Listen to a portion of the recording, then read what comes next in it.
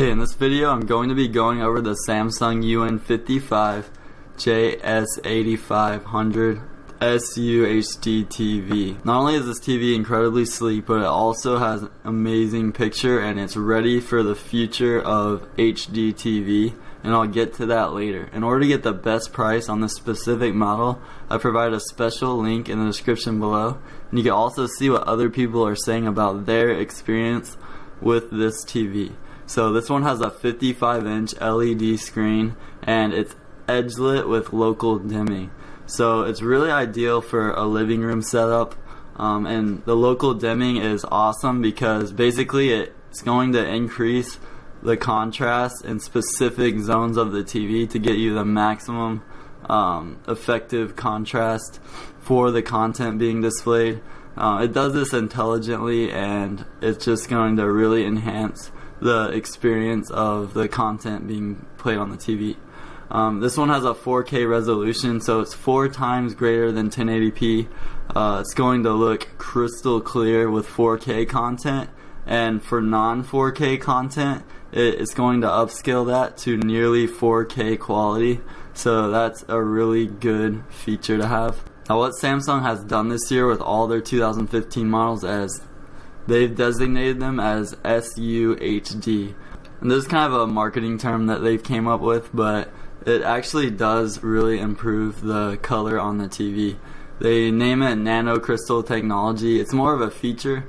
Basically the LED backlights are enhanced by quantum dots or nano crystals, and they actually expand the amount of colors that can appear and how rich they look. So this is going to slightly improve the color with today's content sources, but the main benefit won't be realized until later this year when Netflix and Amazon start streaming 4K content with HDR support. So HDR support is a step beyond what's normally been with 4K TVs.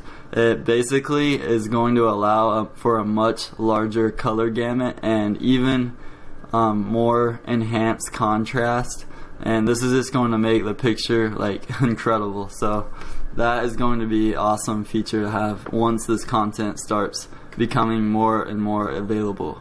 This TV has a 240 Hz clear motion rate, so you're going to be able to enable this. You'll have the option. I don't recommend using it all the time. I only recommend using this for things like sports and animated films. Basically, it's going to make everything look really smooth, no motion blur whatsoever. But I don't like this for movies because it makes it look like a soap opera, and a lot of people agree with me on that.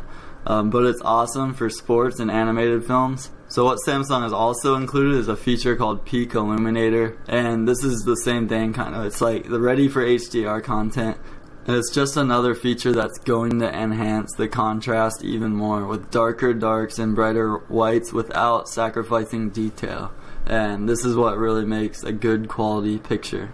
Other features, it's a smart TV, so you'll be able to have direct access to many apps such as Netflix, Hulu, Amazon, and stuff like that. And the interface is going to be really smooth because it's a quad-core processor. That means it's not going to lag and stutter as you select through the menus and stuff like that.